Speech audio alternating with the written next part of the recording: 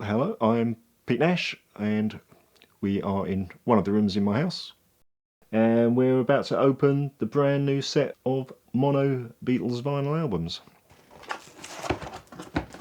Just as I was expecting, another box.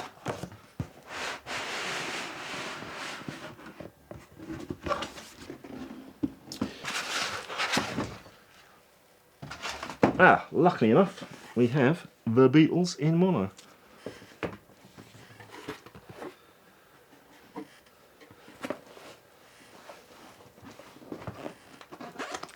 So it's a box within a box within a box.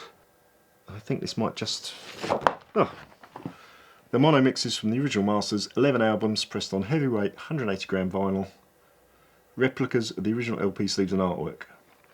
So this remains to be seen.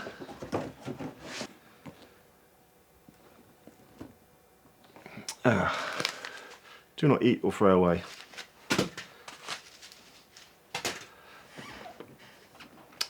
Well, it's a lovely constructed box, that's for sure.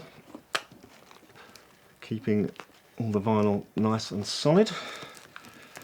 We'll just remove this foam padding. Fabulous looking book, hardback, shrink wrapped. I'll probably open that in a little while, as we definitely want to check the vinyl. Everything packaged in chronological order. Each LP beautifully constructed with original fold back sleeves. All the correct catalogue numbers. Printed and made by Ernest J. Day and Company of London. Not even sure if that company still exists.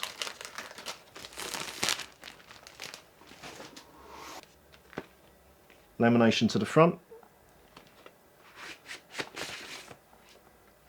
Beautiful heavy vinyl.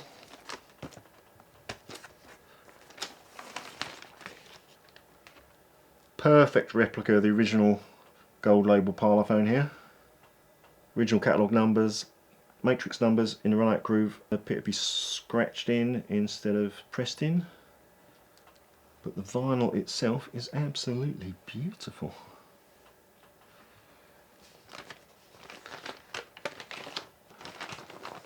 Fabulous inner bags. And well, I guess inside each album you're going to get a bonus card. It says the packaging of this album replicates as closely as possible the artwork and construction of the original LP released in March 1963. Some of the copyright information has changed since then. Obviously copyright has to change down the years. It's best that there is some minor differential. The packaging is so good it could be confused with an original. So from outside the sleeve you would barely notice the difference. And there we have it, Please Please Me. The Beatles' first album, one of my favourites. Kicks off with I Saw Her Standing There, possibly one of the greatest rock and roll records ever made. And here we have With the Beatles. Beatles' second album. Again, lovely packaging. Each LP sealed in cellophane.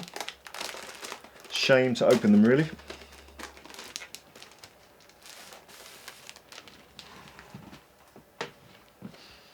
Once more, perfect reproduction. Beautiful flip back covers. Startlingly clear image on the front. Again, all the correct catalogue numbers. Printed by Garrett and Lofthouse rather than an Ernest J. Day. There was two print factories that EMI would use, Ernest J. Day and Garrett and Lofthouse. This one appears to be Garrett and Lofthouse.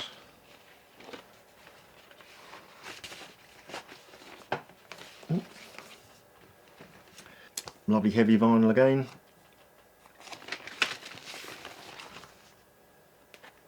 Stunning reproduction of the original parlophone black and yellow label. We'll pop that back in its inner bag.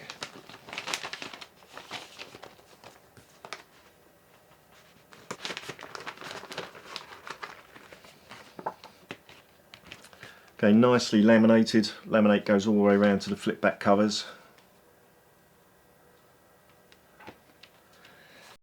Okay, all the original sleeve notes on the back by Tony Barrow.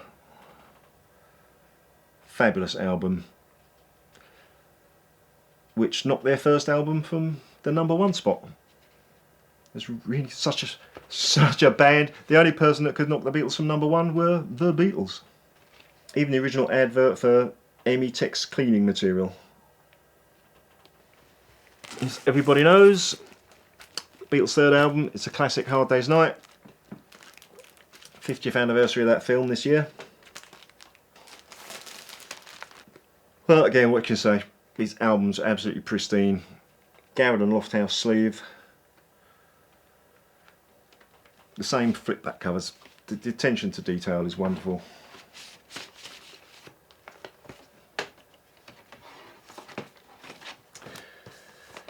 Again, each LP coming with the updated copyright information.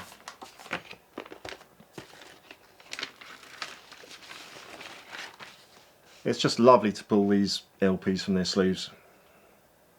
I can't remember the last time I had an original mono album looking like this in such pristine, shiny condition.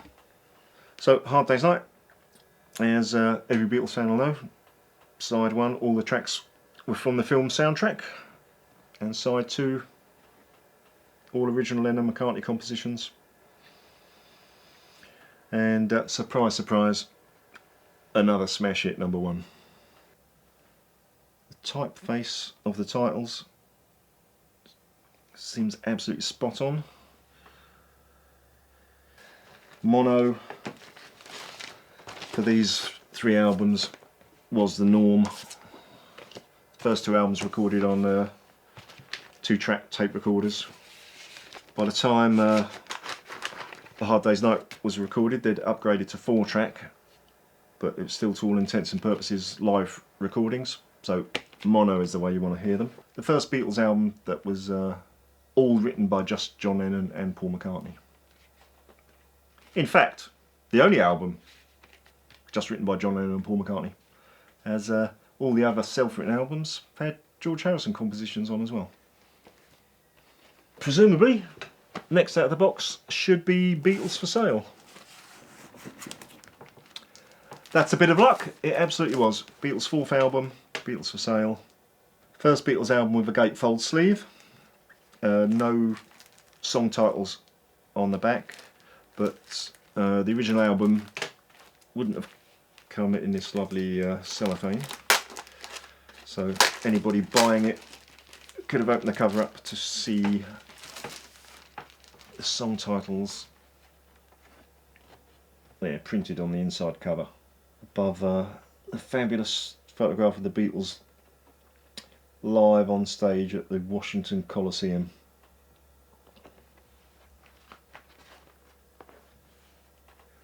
Gatefold, absolutely perfect. The flip backs on the inside, again, perfect dimensions.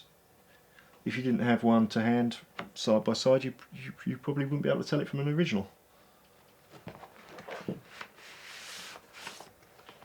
Fabulous feel of the vinyl.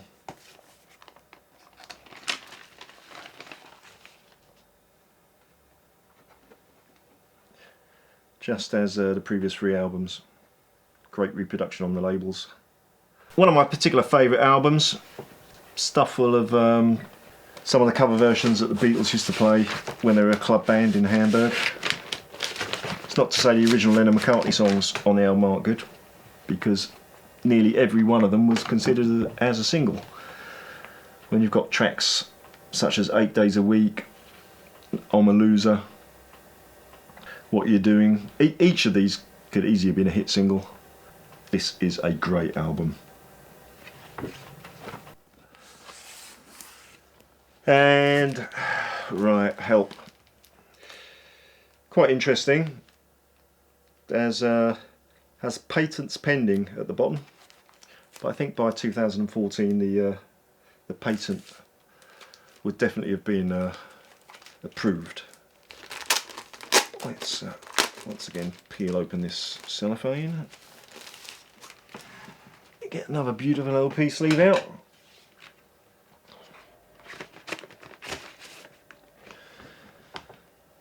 Not really much to add to the labels. Again, a perfect job reproducing the original yellow and black Parlophone label.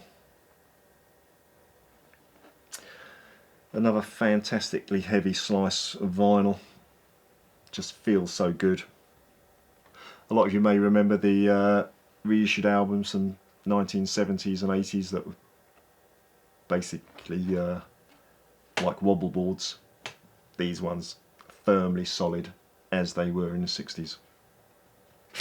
As we all know, Help, which was the Beatles' second film, and similar to A Hard Day's Night, the songs on side one were from the film soundtrack and made up with extra tracks on side two to, well, make a very good album. I believe in some other countries they released purely a soundtrack album, so you just maybe got half a dozen songs from the film blended in with instrumental music from the actual soundtrack. I think the UK albums were recorded as the Beatles wanted them. These are the standard ones worldwide. One of the all-time classics, hidden away on the B-side of this album, Yesterday. I don't think there's any dispute really that it's probably one of the greatest songs ever written. The Beatles didn't even consider releasing it as a single.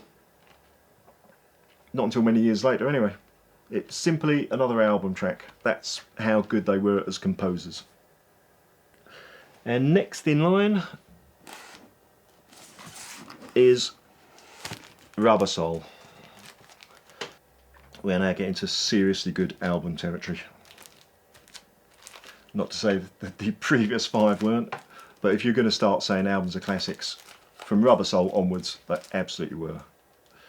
Fabulous reproduction of Robert Freeman's black and white photographs on the back, and his very innovative fisheye lens shot on the front cover. I'll peel him out. Songs such as Drive My Car, Nowhere Man, Michelle, Girl, In My Life, If I Needed Someone, they'd have all have been hit singles, no doubt about it. But strangely, the Beatles decided not good enough for singles, they're album tracks. They possibly could have had twice as many hit singles as they did if they'd have pulled more tracks off albums. Rubber Soul. Luckily enough, it's the correct LP inside. What can I say? Once again, a beautiful pressing. Interesting, yeah, song credits of course, Sony ATV Music instead of Northern Songs. But as we were saying earlier, copyright information has to be revised for 2014. But if it wasn't for that, you really wouldn't know that you weren't looking at an original 1965 album. And dipping in for Revolver. Classic mid-60s Beatles, possibly the greatest rock album ever recorded. Superb front cover, designed by the Beatles' friend Klaus Voormann. Brilliant studio photograph on the back by Robert Whittaker, and showing the Beatles trying to look like Oasis, but sadly packed with too much talent for that.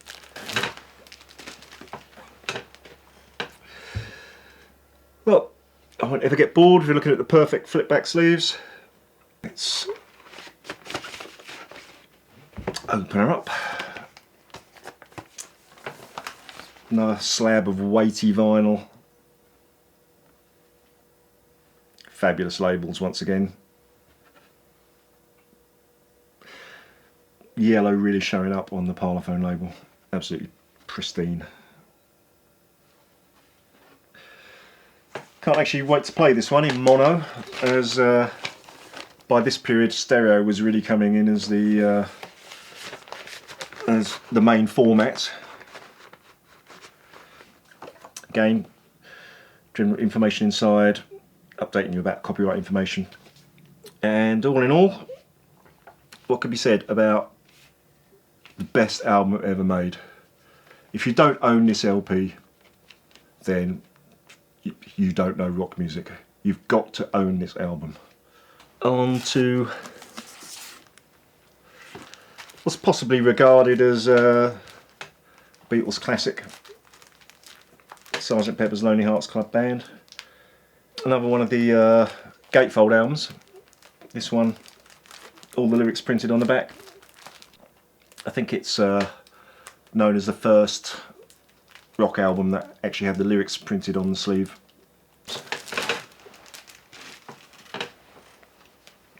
Lovely gatefold cover.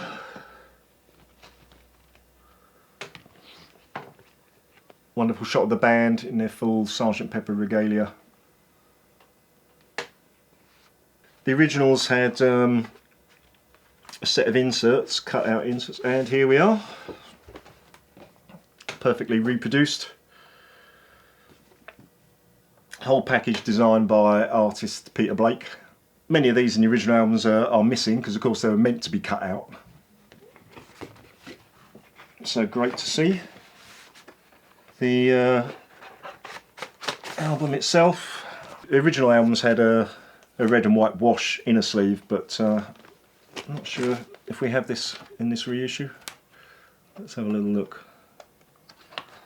Ah, surprise, surprise, we actually do. And the good sense of the record company is to issue the album separately so you can keep your inner sleeve in pristine condition.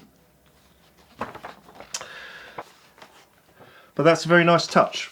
Not really much you can say about this album that hasn't been said before. You just look at one of the best albums ever made and realise, again, the Beatles just didn't release a single off it.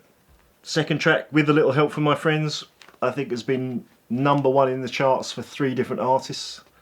So why the Beatles never released it themselves as a single, I just don't know. The Beatles should have had at least 100 #1 singles.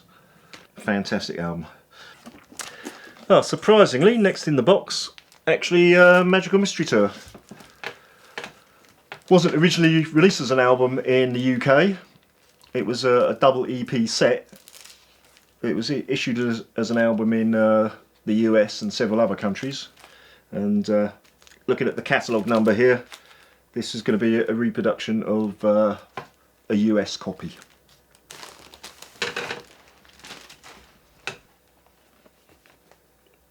Fantastic album. Thickness of the cardboard, identical to the original. Comes with the superb book that was included, showing scenes from the Beatles' Magical Mystery Tour TV special. And again, the colour reproduction, absolutely superb. Obviously, these have been printed from the original artwork.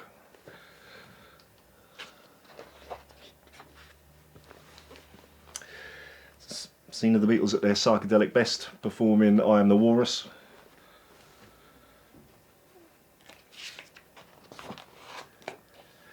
And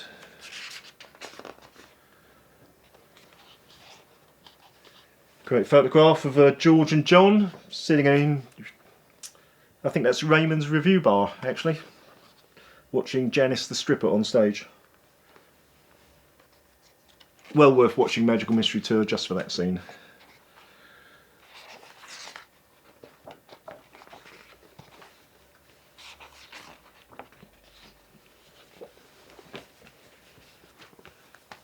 Well, I can't fault the booklet. Let's see if I can find anything to criticise with the album.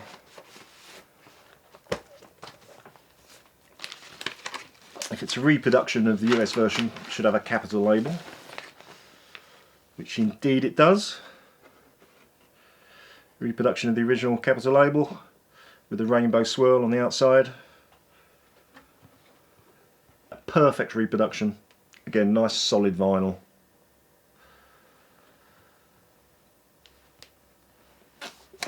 Can't wait to play it. Another great album. So here we are with the Beatles. Well, the album is just called The Beatles, but commonly known as The White Album for fairly obvious reasons. It was the Beatles' one and only double album, other than compilations. First pressings from 1968 were all numbered, and I see they've done the same here. Sadly, I didn't get number one.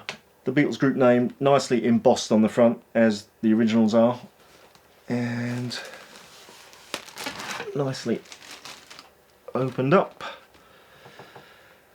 as the originals did. Has both the stereo and mono catalogue numbers on the side, and obviously, depending which album you bought, it would have the corresponding catalogue numbers on the label. Track listings inside the album, but again, back in the 60s, these LPs weren't shrink wrapped, so you could just open them up and see the titles.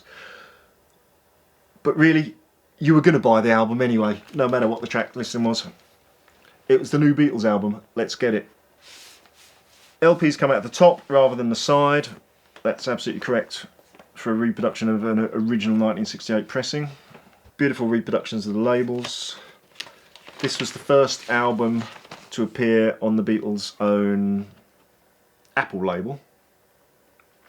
First Beatles album to appear on the Apple label. The Beatles themselves were still signed to EMI Parlophone, but from this album onwards, all of their releases would appear with their own logo on the label. Issued in black inner sleeves, which was correct for the time. Which was a die cut on the front and solid sleeve on the back. The only difference being on these reissues, the sleeves are lined with cellophane, which, if anything, is a vast improvement to keep the vinyl in pristine condition. So, as with most double albums, 2 LPs. The good thing about the White Album, originally was stuffed with extra goodies.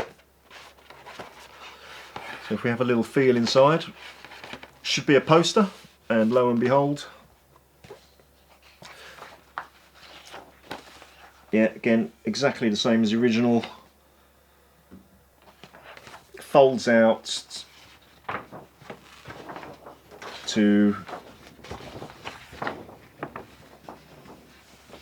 a fabulous collage on one side.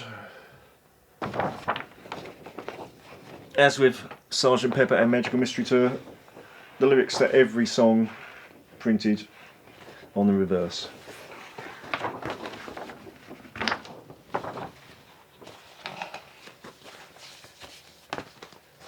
Also, with the original release, was 4 10x8 photographs, and here they are.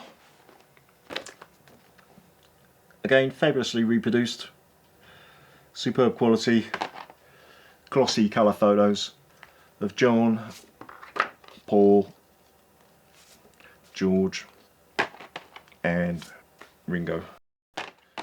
You could tell them apart from the originals by a little detail on the back.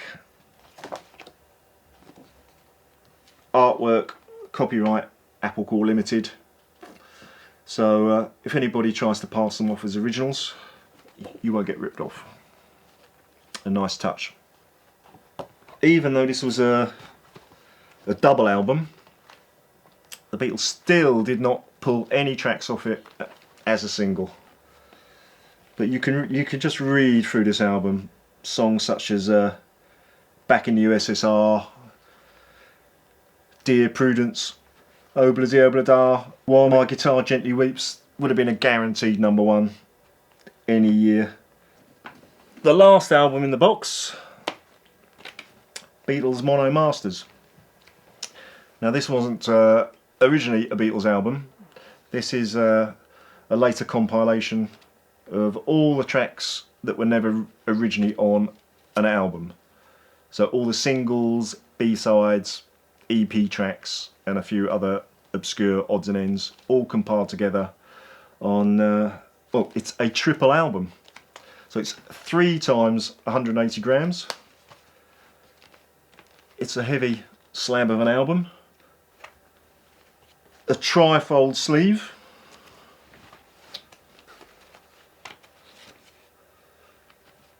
Absolutely fantastic images inside. The Beatles at work at Abbey Road Studios, starting with a picture of their first ever recording session for Love Me Do. Let's have a little look inside at the vinyl.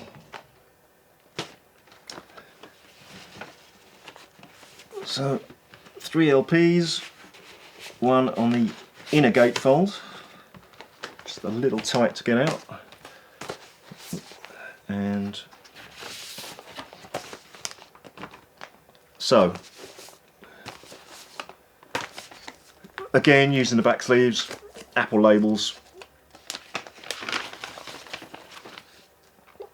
superb weight to the vinyl. You can see on side 4, just 4 tracks. Hey Jude is a massive track. The banding, as it lasts 7 minutes. A lot of people would never know that Hey Jude was never on a Beatles album in the 60s, just recorded as a single only. The original of this compilation was just a double album. It's now a triple album, so they've added some tracks onto the mono version. Yeah, it appears that there's been included on side 5 4 songs from the Yellow Submarine soundtrack, which is missing from the mono box set because the original mono release of Yellow Submarine simply featured a fold down of the 2 stereo tracks. But here we have, I think, we have genuine mono mixes of Only a Northern Song, all together now, Hey Bulldog and It's All Too Much. So this will be the first time that those mono mixes have appeared on vinyl. So that's a very nice touch. Liner notes by Kevin Howlett, so you know they're going to be 101% accurate. Details on everybody who's worked on this fabulous set, all the engineers, the coordination team at Abbey Road, and oh, even thanks to Pete Nash at the bottom, which is a nice little touch. That makes this one my favourite album of the bunch. Beatles in Mono. Now, again, shrink wrapped.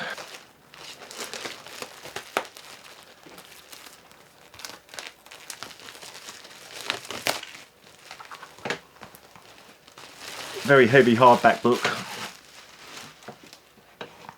Includes details of every single album that's in the box set, from Please Please Me right through to the Mono Masters album. It's packed with fabulous images. I can't really emphasise how good the photographic images are in this book. Absolutely superb. It's packed with shots of the Beatles actually recording the albums. Not seen many of these photographs before. Again, utilising the recording sheets for each album. Photographs of the Beatles at work in the studio, around the mixing desks. Shots of the original tape machines. A fabulous book. Book also includes original advertising, artwork, record labels. Just a beautiful thing to behold. Yep. Very impressed. It does take a lot to impress me these days, but this one is doing it.